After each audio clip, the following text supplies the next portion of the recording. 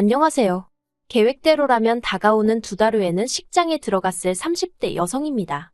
하지만 더 이상 그런 일은 일어나지 않겠지요. 남자친구하고 며칠 전 파혼했으니까요. 저도 결혼 이야기까지 오갈 만큼 진지하게 사귄 남자친구와 이렇게 헤어지게 될 줄은 상상도 못했습니다. 그런데 생각할수록 이건 아니다 싶더라고요. 솔직히 제 얼굴에 침 뱉기 같아서 남자친구와 제 사이에 정확히 무슨 일이 있었던 건지는 주변에 가까운 사람들에게도 털어놓지는 못했어요. 하지만 몇몇 눈치 빠른 친구들이 조언하기를 그래도 이혼보다는 파혼이 낫다 하는 거예요. 그래서 솔직히 쉬운 결정은 아니었지만 남자친구에게 이별을 통보했습니다. 남자친구와는 대학 시절부터 알고 지낸 사이입니다. 하지만 남자친구가 저보다 1살 어리기도 했고 군대도 일찍 가서 솔직히 가까워질 계기랄 게 없었어요. 그냥 같은 과니까 원하든 원치 않든 남자친구의 소식이 들려왔고 그럴 때마다 그냥 그렇구나 생각만 했지 별다른 감흥조차 느끼지 못했습니다. 하지만 그런 남자친구와 다시 우연한 계기로 연락이 닿았고 그때부턴 왜인지 남자친구가 적극적으로 저에게 다가오더라고요. 그리고 저도 그런 남자친구의 대시가 싫지만은 않았습니다. 그래서 얼마 지나지 않아 진지한 사이로 발전하게 되었네요. 남자친구는 사귄 지 반년도 되지 않아서부터 걸핏하면 저를 떠보듯이 결혼 이야기를 꺼내왔는데 솔직히 저는 그게 남자친구가 얼마나 저를 사랑하는지 표현하는 방법 중 하나라고 생각했어요. 그래서 부담스럽고 그런 마음도 있었지만 한편으론 뭔가 안심이 되었달까요? 특히나 제가 남자친구와 연애를 시작했던 건 제 나이 30도 넘어서였으니 남자친구와 헤어졌다가 다시 다른 누군가를 만나서 새로운 시작을 한다는 건 상상하기도 어려운 일이었지요. 그러다 본격적으로 결혼을 준비하게 된 건 올해 초 남자친구의 아버님이 쓰러지시면서였습니다.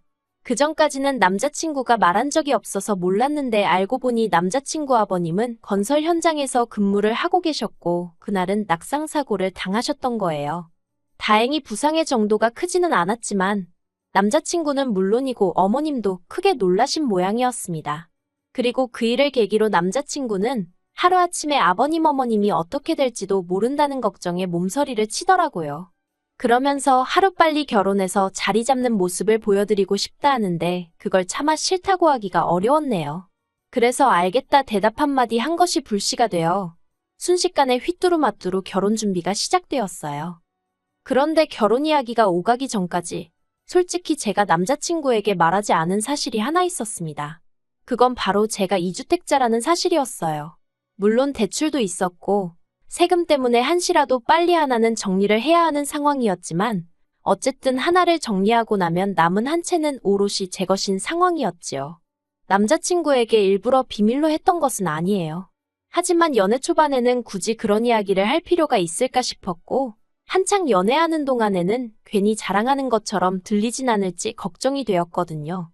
괜한 오해를 불러일으키진 않을까 신경이 쓰였던 것도 사실이고요. 아무튼 여러 가지 이유로 집에 대해서는 말할 타이밍을 놓쳤었네요.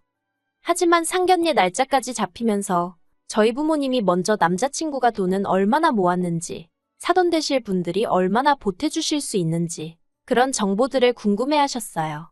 원래는 그런 건 어느 정도 이야기를 다 해놓고 나서 상견례를 하는 게 맞다면서 그런 부분에서 문제가 생길 것 같으면 상견례까지 굳이 할 필요도 없다는 말씀이셨지요. 그래서 제가 남자친구에게 먼저 재정 상황을 오픈하자 했습니다.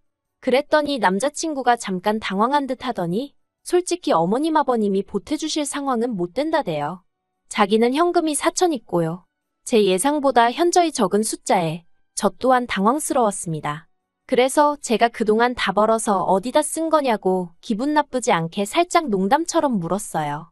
그랬더니 한다는 말이 자기가 사실 집이 하나 있다는 거예요. 생각지도 못한 남자친구의 말에 저는 깜짝 놀랐어요. 그리고는 기쁜 마음도 잠시, 한편으론 내가 이미 이주택자인데 남자친구도 집이 있으면 세금이 어떻게 되는 건가 그런 생각들이 떠올랐지요. 그런데 그 와중에 제가 표정 관리를 못했는지 남자친구가 문제라도 있는 거냐입니다. 그래서 제가 아니 사실은 나도 집이 2채가 있어 라고 대답했어요. 그랬더니 남자친구가 연신 대박 소리를 외쳐대면서 너무 좋아하더라고요. 그리고 생각할수록 세금이나마나 그래도 없는 것보단 낫다 싶어서 저도 기분이 나쁘지는 않았습니다. 그래서 상견례 분위기도 화기애애하니 좋았어요. 저희 친정어머니가 양쪽 다 집이 있으니 혼수 같은 건 어떻게 하는 게 좋겠냐 물으셨고 어머님 아버님께선 그런 건 애들이 알아서 하게 두자고 하셨거든요. 뭐 이미 남자친구에게 어머님 아버님 두 분 사정은 썩 좋지 않다는 이야기를 들은 상황이었고 저희 부모님께도 어느 정도 귀뜸은 해놓았기에 저희 부모님도 알겠다 하셨지요. 그리고 신혼살림은 제가 남자친구더러 나는 한 채는 전세를 주고 있고 다른 한 채는 팔아야 하는 상황이니 가능하면 당신 집에서 시작했으면 좋겠다 했습니다. 그런데 남자친구가 불편한 표정을 지으며 그건 어려울 것 같다고 하대요. 그래서 제가 당신 집에도 누가 새라도 들어와 있냐 하니까 그건 아닌데 좀 복잡하답니다. 그리고 그때만 해도 저는 남자친구가 그런 꿍꿍이를 가지고 있는 줄은 몰랐어요. 남자친구의 고집으로 일단 세입자가 나가는 대로 제 집에서 신혼살림을 차리기로 이야기가 되었습니다. 그리고는 결혼 준비를 하나씩 해나가기 시작했지요. 그런데 웨딩홀까지 예약하고 막 청첩장을 시키려는 찰나에 남자친구로부터 생각지도 못한 소식을 듣게 되었어요. 그건 바로 남자친구의 하나뿐인 누나에 관한 이야기였지요. 사실 남자친구에게 누나가 있다는 사실은 진작에 알고 있었어요. 왜냐하면 남자친구가 저와 데이트를 하지 않는 주말이면 시조카를 데리고 박물관이며 미술관이며 여기저기 다녔거든요. 저는 속으로 언니 남편은 뭐하고 맨날 내 남자친구가 저러고 다니나 궁금은 했지만 집집마다 말하기 싫은 사정이 있을 수도 있다 싶어서 대놓고 물은 적은 없었습니다. 하지만 저도 나이가 있는데 어느 정도 예상은 하고 있었거든요. 그런데 아니나 다를까 신우는 별거 중이었고 마침내 이혼을 하기로 했던 모양이에요. 남자친구는 그 소식을 저에게 전하며 자기 누나는 이제 어떻게 사느냐고 어린아이처럼 연신 훌쩍거렸어요. 그리고 그때만 해도 남매 간의 우애가 얼마나 좋으면 저렇게 울까 싶어서 제 마음도 편치가 않았지요. 하지만 알고 보니 남자친구 누나의 이혼은 어디서부터 말해야 할지도 모르겠는데 일단 처음이 아니었어요. 헤어지기로 한 남자는 재혼한 남편이었고 이혼 사유는 신우가 첫 번째 남편과 이혼 후에도 지속적으로 만남을 가져왔던 모양입니다. 모 말로는 아이 때문이었다고 하는데 재혼한 남편 입장에서는 아이 때문에 매번 호텔 아니면 모텔에서 만나는 게 말이 되느냐고. 남의 집안일이라서 제가 미주알 고주알 말하기도 좀 그렇긴 한데요. 아무튼 입에 담기 좀 그런 사유로 이혼하게 되었답니다. 이 이야기를 전하면서 제 남자친구는 자기 매형이 속이 좁다면서 욕을 퍼부어대기도 했는데 솔직히 아무리 제가 남자친구랑 결혼을 약속했다지만 남자친구 편을 들기는 좀 그렇더라고요. 아무튼 그렇게 이혼을 하게 되면서 남자친구 누나가 두 번째 남편과의 사이에서 난 애를 키우기로 했다대요. 두 번째 남편이 더는 요만큼도 얽히기 싫다고 했다나요. 하지만 남자친구 누나가 이혼한다고 해서 솔직히 제가 남자친구와 하기로 했던 결혼을 안 할 것도 아니었고 저는 그냥 남자친구 누나 팔자가 사납구나. 안 됐다 그런 생각만 했어요. 그런데 진짜 문제는 남자친구 누나의 이혼이 다가 아니었습니다. 일단 남자친구가 가지고 있던 집은 분양가 1억의 오피스텔이었고요. 더 황당한 건 그걸 그냥 자기 누나한테 주겠다고 하더라고요. 자기 누나가 위자료도 한 푼 못 받고 애하고 몸만 쫓겨나게 생겼는데 그깟 1억이 대수냐 어쩌냐 하면서 그 오피스텔을 통째로 누나한테 주겠다는 거예요. 그 말을 듣고 어이가 없어서 제가 그런 게 어딨냐고 하니까 자기 집인데 왜 안 되냐입니다. 원리원칙대로 고지고대로 따지면 남편 말이 맞을 수도 있어요. 남편 재산인데 제가 왈가왈부하는 게 말이 안 되지요. 하지만 남자친구가 그 집을 들고 오니까 저도 제 집 2개 들고 가는 거였고 그래서 혼수도 서로 수준에 맞춰서 반반하기로 했는데 갑자기 까놓고 말해서 누가 봐도 제가 손해라면 손해인 결혼이 되게 생겼었으니 솔직히 기분이 좋지가 않았네요. 하지만 남자친구의 억지는 여기서 끝나지 않았습니다. 솔직히 이때만 하더라도 파오는 생각도 못했고 엄두도 나지 않았기에 어떻게든 남자친구의 사정을 제가 이해해보려고 했어요. 까놓고 말해서 남자친구가 처음부터 신우가 이혼하게 되리란 걸 알고 있었을 리도 없고 어떻게 보면 남자친구에게 몹시 난처하고 어려운 상황인데 사랑한다고 결혼까지 약속한 사이에 그걸 이해 못해주고 헤어진다는 게 제 스스로 못된 사람처럼 느껴졌달까요? 그래서 어떻게든 남자친구 입장에서 생각하고 이해해보려 했습니다. 하지만 그런 제 마음을 남자친구는 조금도 느끼지 못했던 건지 물에 빠진 사람 구해놓으니 보따리 내놓으란다고 1억짜리 오피스텔을 자기 마음대로 넘기겠다는데도 말 한마디 하지 않았던 저에게 말도 안 되는 요구를 하더라고요. 남자친구 누나의 이혼 소식을 듣고 얼마 지나지 않았을 때였습니다. 세금 때문에 하루빨리 팔려고 노력하던 집이 마침내 팔렸던 날이기도 했지요. 서울 외곽 변두리라서 10억 20억 그런 건 아니었고 그래도 제가 샀던 가격의 2배 정도로 올라서 기분이 날아갈 듯 좋았어요. 그리고 남자친구에게도 이 소식을 전했습니다. 정확히 돈을 얼마나 받았고 그런 세세한 정보까지는 아니어도 결혼을 앞둔 사이였던 만큼 무조건 감출 일도 아니라고 생각했으니까요. 그런데 남자친구가 보인 반응은 제가 생각한 것과는 너무 달랐습니다. 남자친구는 제가 얼마에 팔았는지 꼬치꼬치 물어가면서 그러면 자기 부탁 하나만 들어달라더군요. 저는 그때만 하더라도 뭐 양복이라던가 선물을 사달라는 건가 그 정도로만 생각했어요. 실제로 결혼 전에 남자친구 생일도 있어서 겸사겸사 좋은 선물 하나 해주려던 참이었기에 말해보라 했습니다. 그랬더니 한다는 소리가 자기 1억만 빌려달래요. 아니 자기가 아니라 정확히 말하자면 자기 누나한테 빌려주면 안 되냐입니다. 저는 제 귀를 의심했어요. 얼마? 누구? 그게 다 무슨 소리야? 그러자 남자친구가 한다는 말이 자기 누나가 이제 이혼하면 어떻게 살아야 될지 모르겠다면서 스트레스를 많이 받아 한대요. 그러면서 지나가는 말처럼 네일 가게나 하나 차릴까 하더랍니다.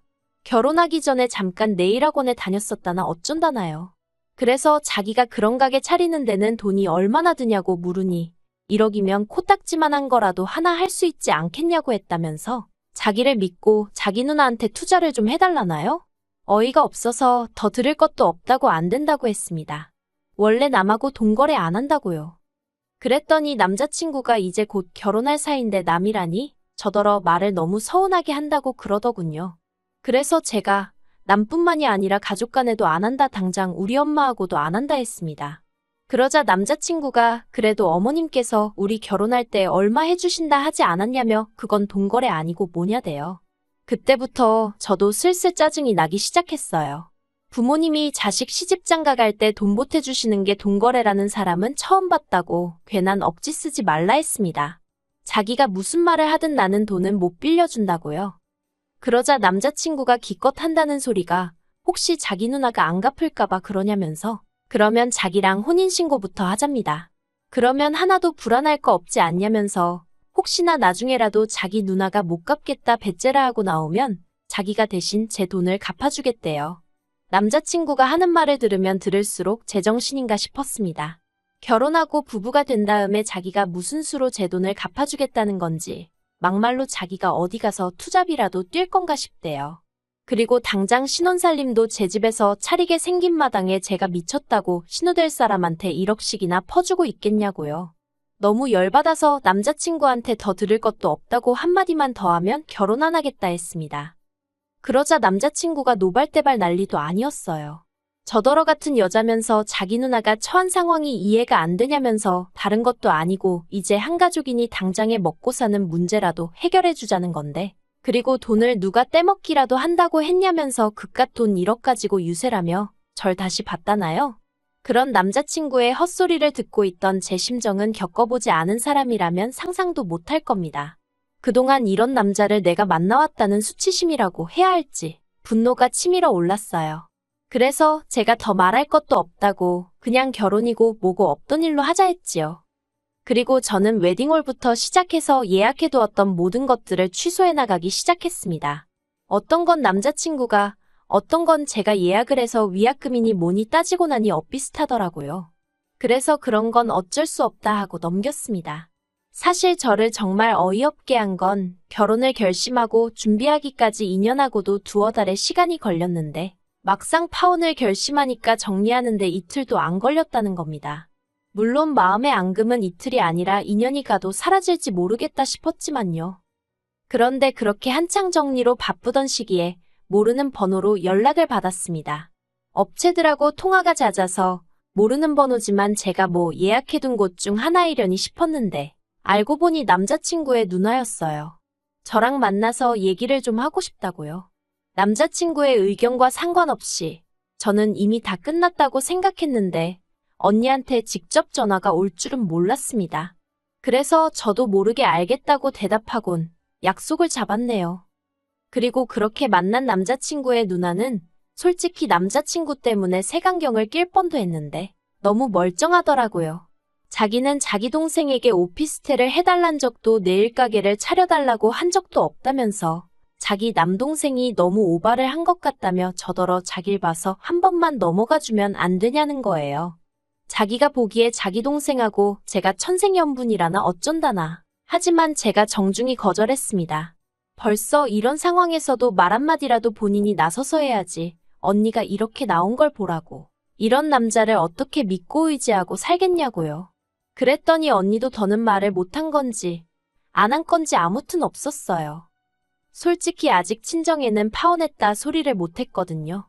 그래서 이렇게 일기 쓰듯 적으며 제 머릿속을 정리해본 건데 역시 파혼하길 잘했다는 생각이 드네요. 결혼도 하기 전부터 가족일, 그것도 자기 누나 일이라면 자기가 먼저 나서서 설레발치는 남자, 뭘 믿고 어떻게 의지하고 살 수 있겠나 싶어요. 물론 집신도 짝이 있다고 그런 남자가 좋은 여자도 있겠지만요. 저는 아니거든요. 그래서 전 이 파혼에 조금도 후회가 남지 않는 것 같습니다.